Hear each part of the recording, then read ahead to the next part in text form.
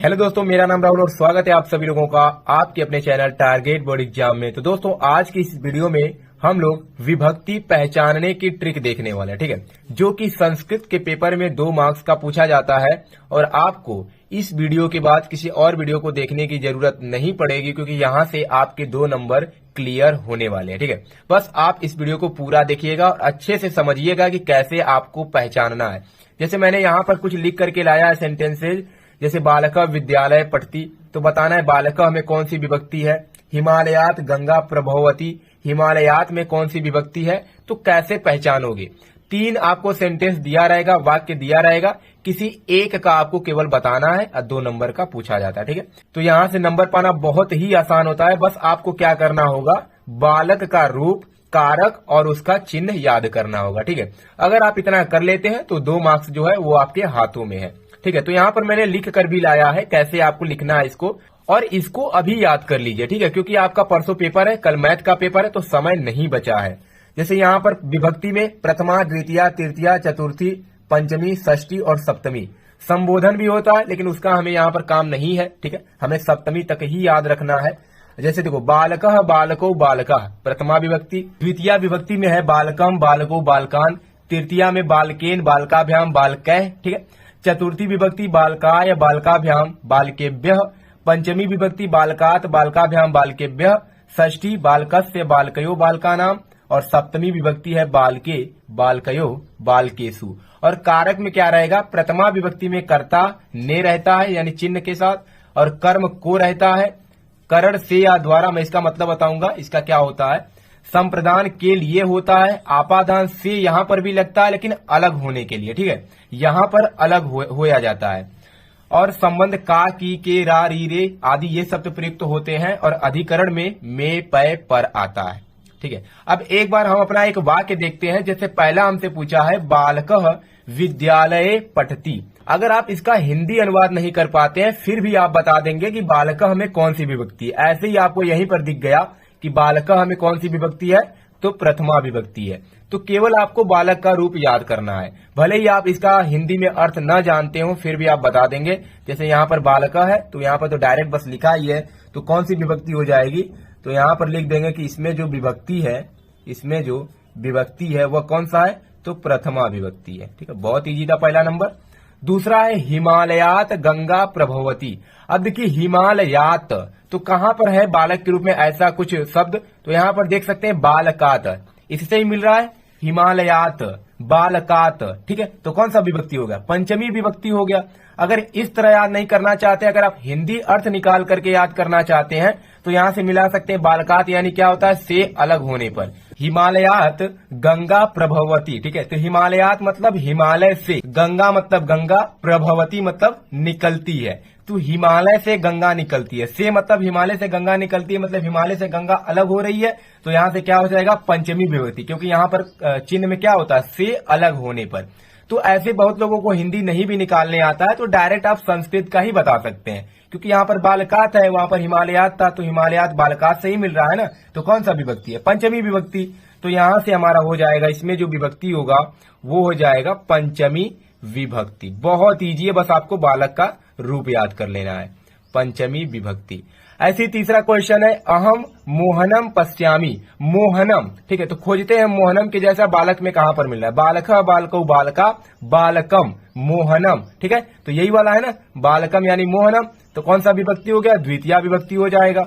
तो यहां पे हो जाएगा विभक्ति जो इसका होगा ये हमें मिलेगा द्वितीया विभक्ति। क्या हो जाएगा, द्वितीया। बस ऐसे ही आपको पहचान लेना है। चौथा नंबर है अहम नेत्राभ्याम पश्यामी। अब अगर नेत्राभ्याम देखते हैं तो यहां पर क्या लगेगा कि बालकाभ्याम के जैसा लग रहा है नेत्राभ्याम, लेकिन यहां पर आपको गलती नहीं करनी है, ठीक है। तो नेत्राभ्याम कहां से हो जाएगा, तो यहां से अगर देखो अहम माने मैं होता है, नेत्राभ्याम मतलब नेत्र जो है वो जुटा हुआ ही है ना, आपसे नेत्र जुटा हुआ है, तो नेत्राभ्याम कौन सा लेंगे, यहां से पता चलेगा, क्योंकि यहां पर भी बालकाभ्याम, यहां पर भी बालकाभ्याम, यहां पर भी बालकाभ्याम। तो नेत्राभ्याम अगर देखते हैं तो तीनों जगह का हो सकता है, लेकिन अब यहां पर आपको सोचना है कि जो नेत्र है वो आपसे सटा हुआ है यानी आपसे जुड़ा हुआ है या आपसे अलग है, तो आपसे जुड़ा हुआ है, ठीक है। तो जुड़े होने के लिए क्या लगता है, तो तृतीया विभक्ति यहां पर लिखा गया से या द्वारा, और अलग होने के लिए पंचमी विभक्ति होता है।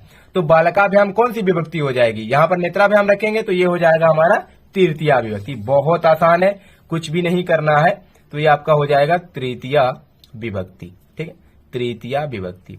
ऐसे ही आपको केवल पहचानना है। 3 दिया रहेगा, किसी एक का आपको बताना होगा। रामम रामः ग्रंथम पठति। ग्रंथम मतलब बालकम, यहाँ पर देख सकते हैं ग्रंथम यानी बालकम कौन सा हो जाएगा, द्वितीया विभक्ति हो जाएगा। तो ये हो जाएगा द्वितीया विभक्ति, द्वितीया विभक्ति। ठीक है, रामः हस्तेन लिखति। हस्तेन यानी हमें कौन सा खोजना है, बालकेन। तो देखिए बालकेन कहां पर है, बालकः बालको बालका, बालकम बालको बालकान, कान है, हमें केन खोजना है, तो बालकेन। ठीक है, तो तृतीया विभक्ति एक वचन। तो हमें केवल विभक्ति बताना है, ठीक है, हमें वचन नहीं बताना है। तो बालकेन कौन सी विभक्ति है, तो तृतीया विभक्ति है। तो ये हो जाएगा हमारा तृतीया विभक्ति, तृतीया विभक्ति। ठीक है, 7वां क्वेश्चन है सिंह वने निवसति। क्या हो जाएगा, सिंह वने निवसति। वने यानी बालके, तो बालके देखिए कहां पर है, बालके, बालके कहां पर है, हाँ यहाँ पर देखिए सप्तमी विभक्ति बालके। सिंह वने, तो अगर इसका हिंदी निकालना चाहते हैं सिंह वने, तो बालके, बालके में क्या होता है चिन्ह में पै पर, यानी वहां पे क्या लगेगा, सिंह मतलब शेर, वने मतलब वन में, वन पर होता नहीं है। ठीक है, तो सिंह वन में, और क्या दिया है आगे कि निवसति मतलब रहता है, शेर जो होता है वो वन में रहता है। तो यहां से हमें मिल जाएगा सप्तमी विभक्ति। और सेम आपको ऐसे ही अनुवाद बनाना भी सीखना होता है। ठीक है, जैसे वहां पर मैंने बता दिया वन में बालके, तो में पेपर होता है तो वन में रहता है। तो ऐसे आप किसी भी संस्कृत का हिंदी अर्थ, हिंदी अनुवाद कर सकते हैं, और देता भी है गद्यांश का हिंदी लिखने के लिए। ठीक है, तो यही आपको उपाय अपनाना है। आपको बालक का रूप केवल याद कर लेना है और चिन्ह सहित, तो आप थोड़ा बहुत कर लेंगे।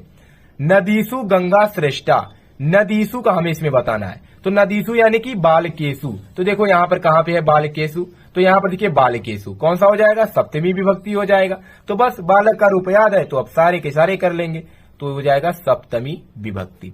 सीता रामेण सह चलती, मतलब सीता राम के साथ चलती है। ठीक है, रामेण यानी बालकेन। अब ये ध्यान देना है कि कहीं कहीं पर न के जगह अड़ भी आ जाता है, जिससे रामेण आ गया, तो यहाँ पर भी वही विभक्ति होगा, कौन सा, तृतीया विभक्ति।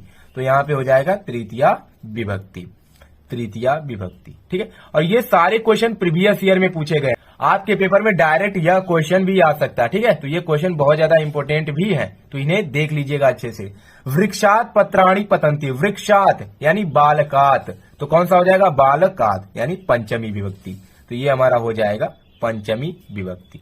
बस ऐसे ही करना था, पंचमी विभक्ति हो गया, बस इतना ही था। अगर इतना कर देते हैं तो 2 नंबर आपको आसानी से मिल जाएगा। 3 ठो दिया रहता है, किसी एक का आपको करना होगा। ठीक है, तो ऐसे ही आपको लिख देना, तीनों नहीं करके आना है, एक ही करना है। ऐसा नहीं कि तीनों आ रहा है तो तीनों करके आ जाइएगा, एक ही करना है, 2 नंबर मिल जाएगा। तो संस्कृत में नंबर पाना बहुत आसान होता है। कुछ ही टॉपिक्स होते हैं जिन्हें हमें पढ़ना होता है, और वो ट्रिक से ही, यानी छोटे छोटे टॉपिक्स होते हैं, बहुत ज्यादा उनमें हमें डीप में जाकर नहीं पढ़ना होता। छोटी छोटी चीजें बस हमें पता होनी चाहिए, बाकी हम उसका उत्तर लिख देंगे। तो ये था विभक्ति पहचानने की ट्रिक। एक बार आप अपने से जो आपके किताब में उदाहरण दिए गए हैं उनको एक बार लगाने की कोशिश कीजिए, जिसपे अंडरलाइन किया गया है उसको बताने की कोशिश कीजिए कौन सी विभक्ति है, प्रैक्टिस कर लीजिए। ठीक है, ज्यादा जिससे वहां पर आपको आ जाए क्वेश्चन। तो चलिए मिलते हैं नेक्स्ट वीडियो में, तब तक के लिए धन्यवाद।